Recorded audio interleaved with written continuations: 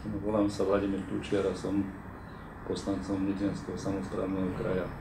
Prečo som sa rozhodol kandidovať znova za poslanca vyššieho kraja?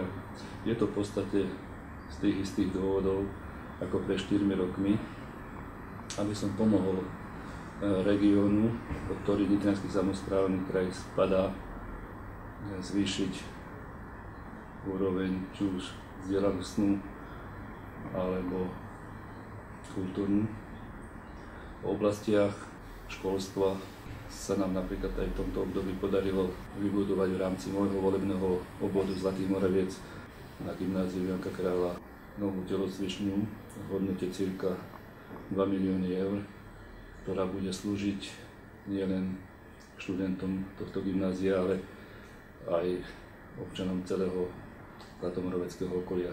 V rámci budovania infraštruktúry sa nám podarilo zrekonštruovať cesty v rámci Zlatomoraveckého okresu medzi obcami Nevelice, Slažany, priechody cez Martin nad Žitavou, Mankovce, Zlatno, priechod cez obec Kýcov a v neposlednom rade aj cesta, ktorá slúži ako obchvat prvej triedy medzi Nitrov a Hrodským Veľadíkom cez obec Volkovce, znamená Černé Kačany Volkovce až cez osadu Olichov.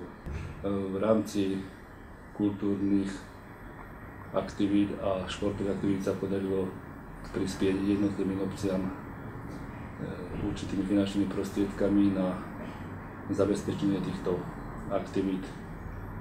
V rámci sociálnej starostlivosti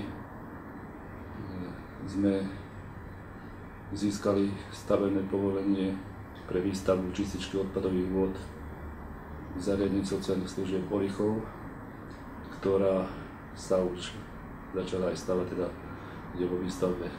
Čo by som chcel robiť, pokiaľ by som bol zvolený za poslanca vyššieho územného celku? Chcel by som byť znova členom Komisie sociálnej pomoci,